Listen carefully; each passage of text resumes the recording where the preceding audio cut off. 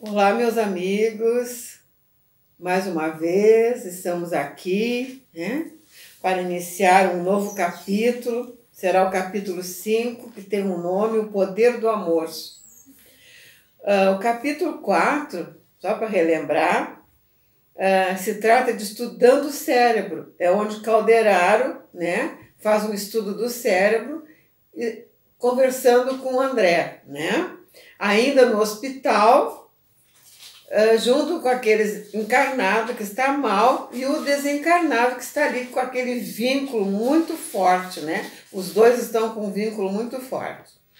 Nesse início agora, nós vamos conhecer a nossa irmã Cipriana, que no final do capítulo anterior ela chegou lá no hospital para fazer um trabalho, em ambos, o doente, e o encarnado e o desencarnado. Nossa querida Cipriana, que a gente percebe que é amorosa, é uma pessoa maternal, Então nós vamos iniciar. A mensageira aproximou-se, a Cipriana, e saudou-nos. Calderaro apresentou-me atenciosamente. Fixou ela o triste quadro e disse ao assistente: felicito-o pelo socorro que nos últimos dias vem prestando aos nossos infortunados irmãos. Agora atacaremos a parte final do serviço, convictos do êxito. Meu esforço, acrescentou o interlocutor humilde, foi quase nenhum, resumindo-se em meros preparativos. Isso Calderaro fazendo comentário. Irmã Cipriana sorriu afável e observou: como atingiríamos o fim sem passar pelo princípio? O irmão: irmã, o conhecimento pode pouquíssimo, comparado com muito que o amor pode sempre. Olha que frase linda! Irmã, o conhecimento pode pouquíssimo, comparando com muito amor que pode sempre. O amor vence em tudo, meus amados?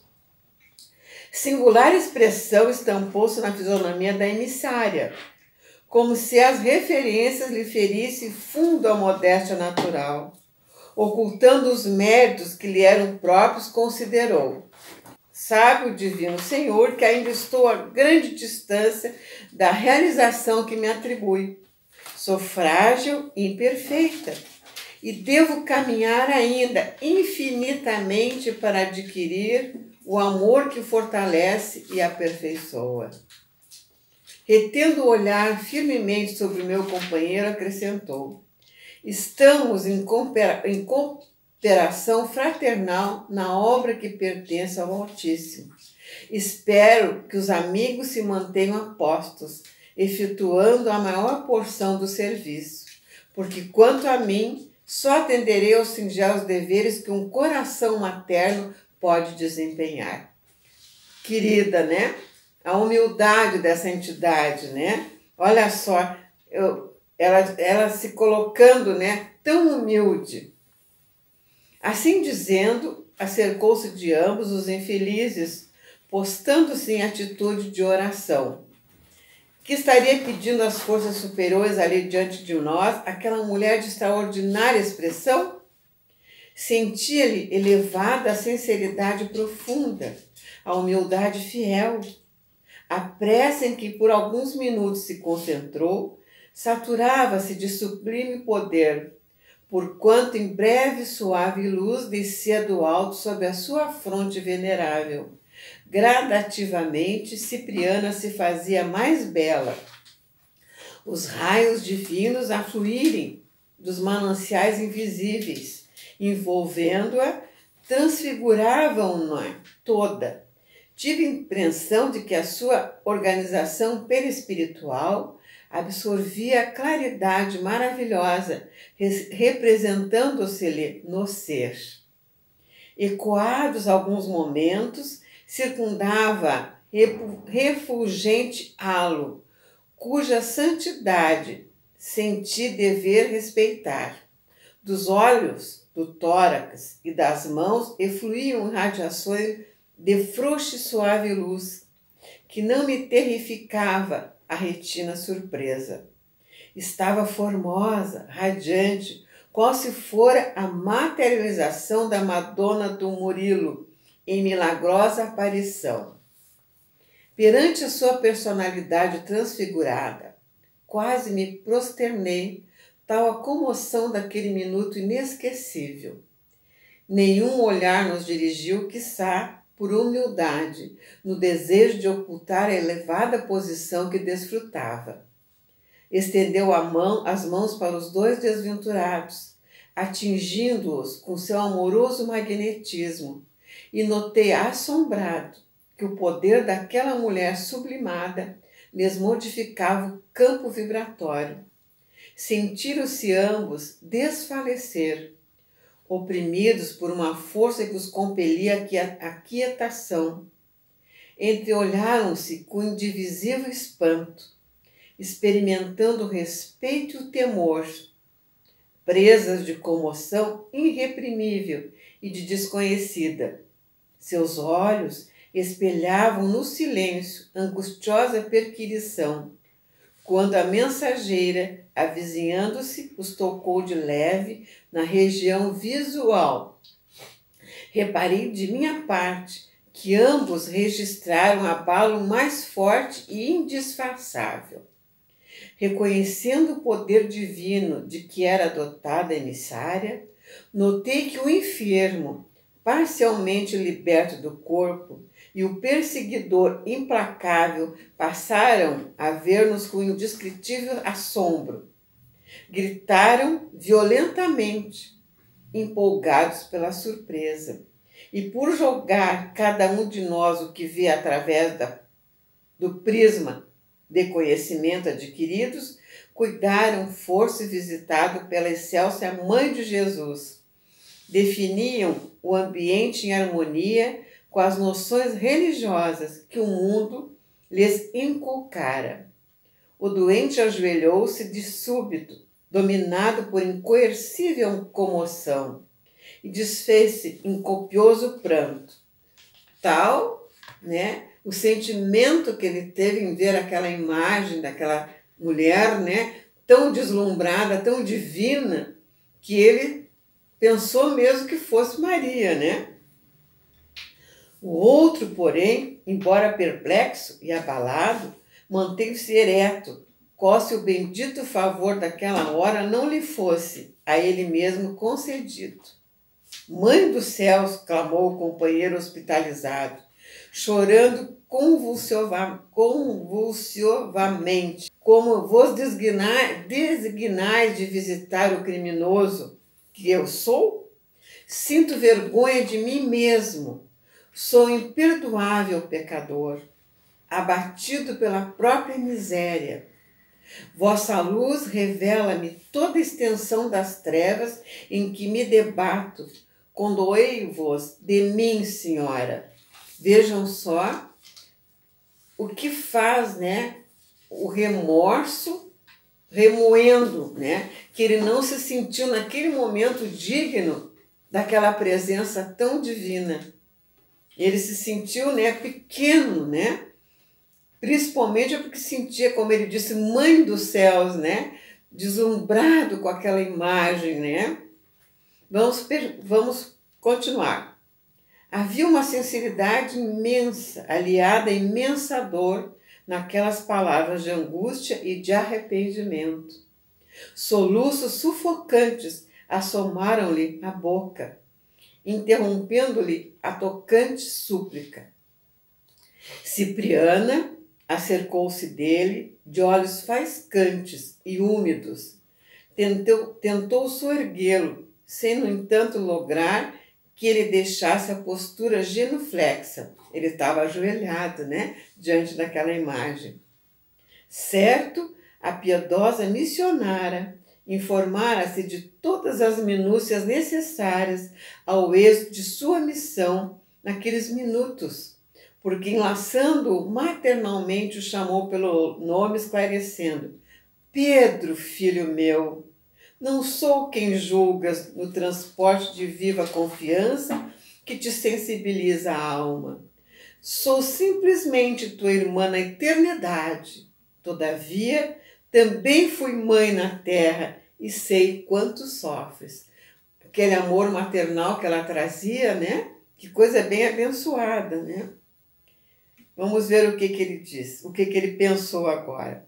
O interpelado ergueu os olhos súplice, fitando-a através de espesso véu de lágrimas. Embora visivelmente animado pelas declarações ouvidas, manteve-se em posição reverente e humilde. E aí disse ele, né? Matei um homem, exclamou, desabafando-se. A mensageira afagou-lhe o rosto, banhado em pranto, e acrescentou: sei disso. Decorridos alguns instantes em que dividia o carinhoso olhar entre o interlocutor e o verdugo, contido pelo respeito à reduzida distância, dirigiu-se ao doente de maneira intencional, de modo a se fazer ouvida pelo companheiro vingador. Por que destruístes, Pedro, a vida do teu irmão? Como te julgasses com forças e direitos para quebrar a harmonia divina? Deixando perceber que lhe ouvia os pensamentos mais íntimos, prosseguiu. Suponhas fazer justiça pelas próprias mãos, quando só fazias expandir a cólera aniquiladora. Por que razão, meu filho, pretendestes equilibrar a vida provocando a morte? Como conciliar a justiça com o crime? Quando sabemos que o verdadeiro justo é aquele que trabalha e espera no Pai, primo doador da vida? Faz muito tempo has perpetrado o homicídio, presumindo liquidar escabroso débito a jogos de sangue. Eliminaste o corpo de um amigo, que se fez incompreensível e duro. Todavia, desde o trágico instante, ouves a consciência divina a reiterar a velha pergunta: Caim, que fizeste do teu irmão? Tens vivido desarvorado e desditoso, de alma agriolada, a própria vítima, aprendendo que o mal jamais coadunará com o bem, e que a lei cobra dobrados tributos àquele que se antepõe a seus ditames sábios e soberanos.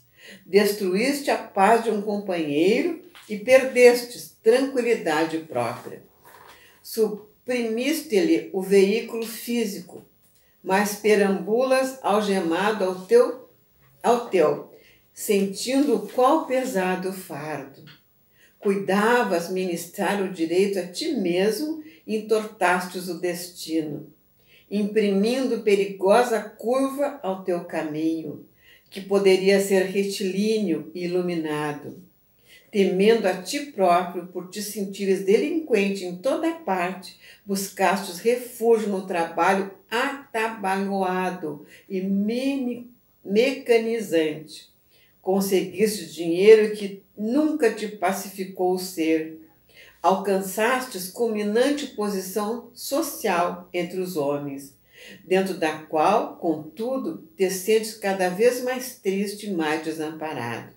Como não te ocorreu, Pedro, a oração santificante? Como não te penitenciaste diante da vida, humilhando-te aos pés da tua vítima, no sincero e real propósito de regeneração?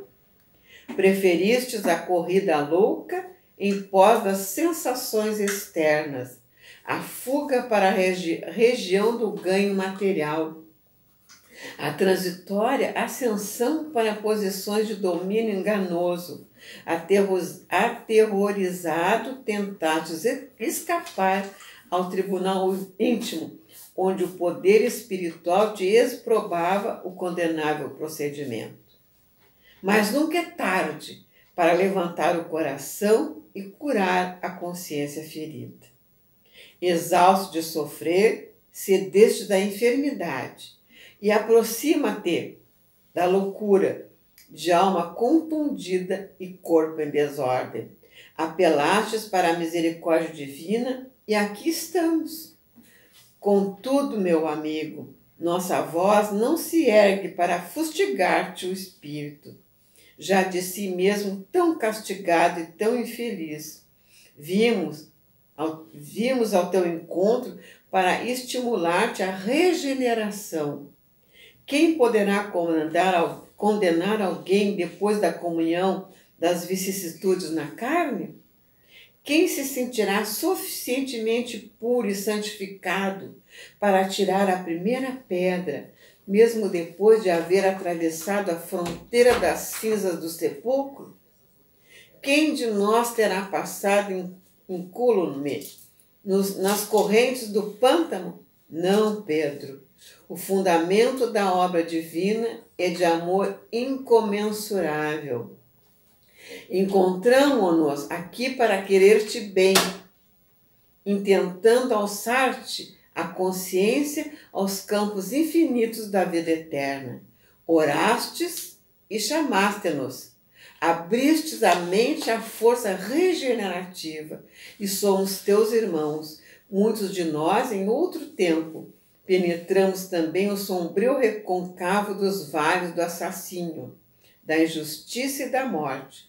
Entretanto, estancamos no caminho, renegados o crime.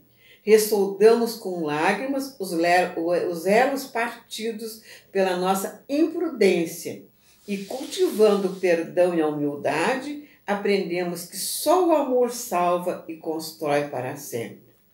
Coisa abençoada as palavras dela. Lembrando, né, que o Pedro, para cobrir aquele arrependimento, ele se dedicou ao trabalho. Inclusive, ele redobrou a fortuna que ele tinha ficado daquela criatura que ele assassinou, né? E ele se entregou ao trabalho incansável, porque ele não tinha sossego, ele vivia se lembrando do crime e aquilo atormentava a vida dele. E quanto mais tormento ele tinha, mais ele trabalhava, mais ele se dedicava ao trabalho. Então isso aí, ele foi se desgastando, né? Desgastando o físico e entrando nesse tipo de loucura, que levou ele a ficar hospitalizado, né?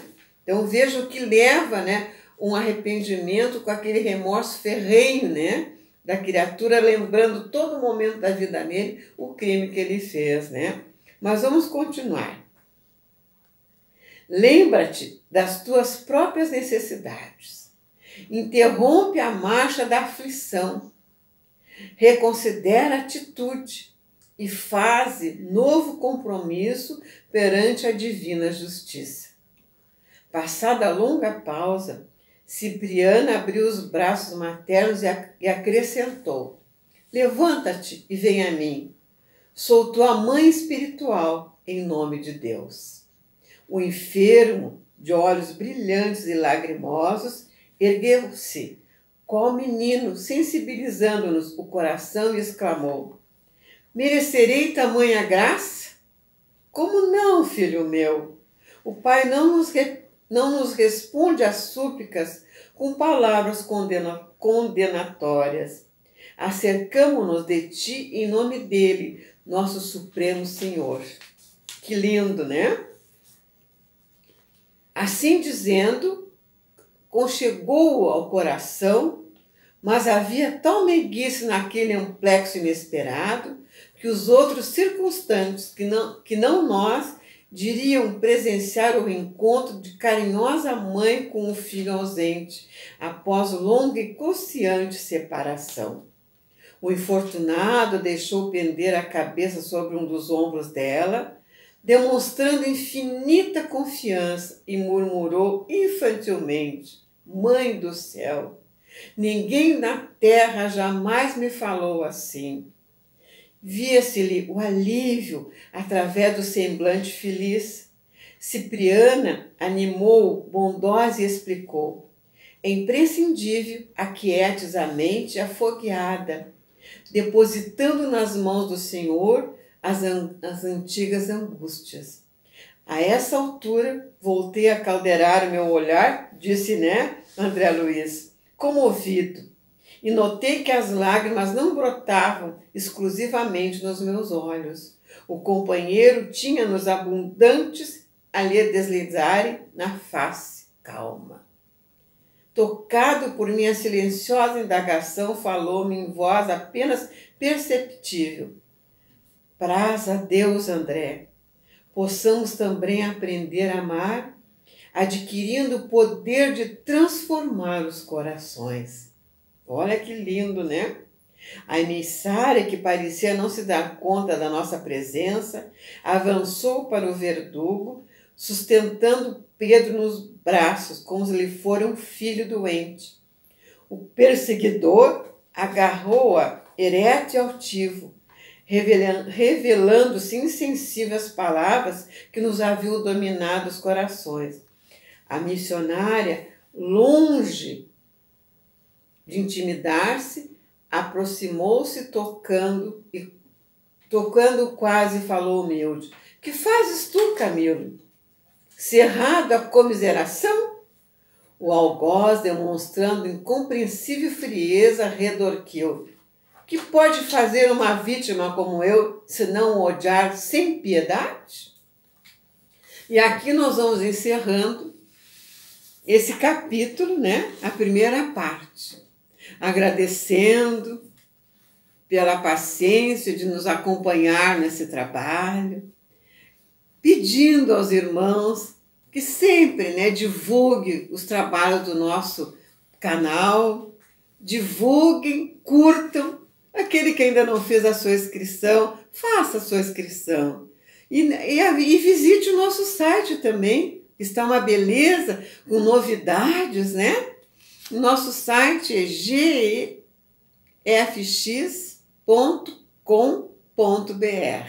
Então, meus amados, até a próxima. Que Jesus nos ampare e nos compreenda sempre. Deus conosco.